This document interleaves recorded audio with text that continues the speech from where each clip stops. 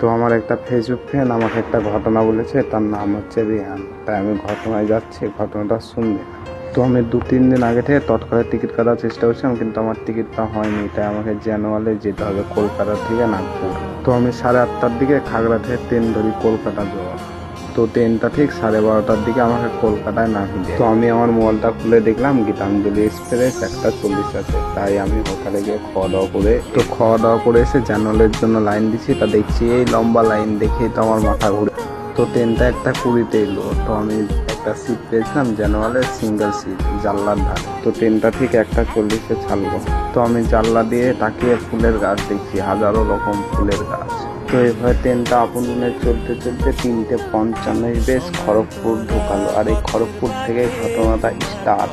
তো সেই ট্রেনে একটা মেয়ে চাপলো, তার ছোট বোন আর তার মা আসছে। তো সেই মেয়েটার চোখের পানে তাকিয়ে যেন আমি তার চোখ সরাতে পারছি না। তার চোখ দুটো ছিল বড়ই চমৎকার আর সেই সুন্দর। এরকম চোখ মনে হচ্ছে আমি আর পৃথিবীতে কোনোদিনও দেখিনি। তো তার মুখটা আমি দেখতে পাইনি, কারণ সে কালো রঙের বোরখা পিন্ধে। তো আমি তার চোখের পানে থেকে চোখ সরিয়ে আমি ভাবছি, যার চোখ এতটা সুন্দর সে কি জানি কতটা সুন্দর হবে। তো সেদিন ছিল 2026 সাল জানুয়ারি মাসের 20 তারিখ, মঙ্গলবার। তো মেয়েটার চোখ দুটো এতই সুন্দর ছিল কি আমি একবার করে জানলার পানে তাকায় আর একবার করে তার পানে, যেন আমি তার চোখেরই প্রেমে পড়ে গেছি। তো তারপরে মেয়েটার সাথে আমি কথা বলার চেষ্টা করি চোখের ইশারায়। তো আমাদের মধ্যে চোখের ইশারাতেই কথা হচ্ছিল। তো একটা সময় মেয়েটাকে হাত দেখে আমি নম্বর চাই, নম্বরটা দাও।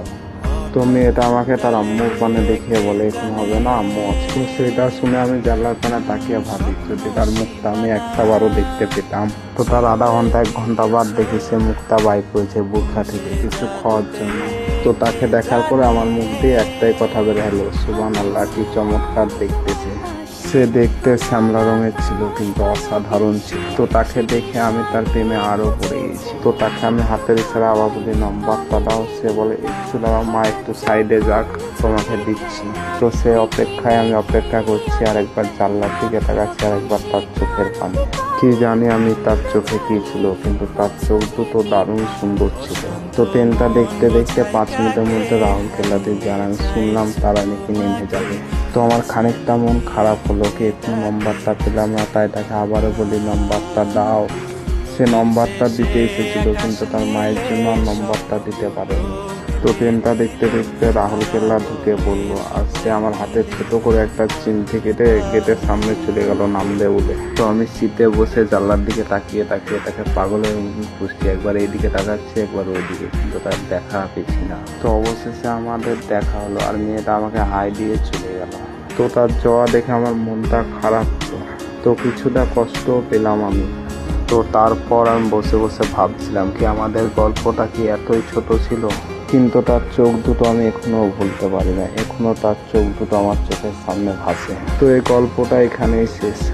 তো ছেলেটা বলেছে এই গল্প যদি এসে মেয়েটা শুনে তাহলে তাকে আমার লোকাল নাম্বারটা দিয়ে দেবো, আর ছেলেটা আমাকে লোকাল নাম্বারও দিয়েছে। তো ভাইয়ারা এই গল্পটা এত পরিমাণ শেয়ার করবা যেন মেয়েটার মোবাইলে চলে যায়, আর মেয়েটা দেখে যেন এই ছেলেটার সাথে কন্ট্যাক্ট করতে পারে। তো আমার প্রিয় ভাইয়েরা, তোমাদের কাছে এইটুকুই চাওয়ার, ফুল শেয়ার করবেন। তো এখনকার মতন টাটা, বাই বাই। আমি আবারও অন্য কারোর জীবনের ঘটনা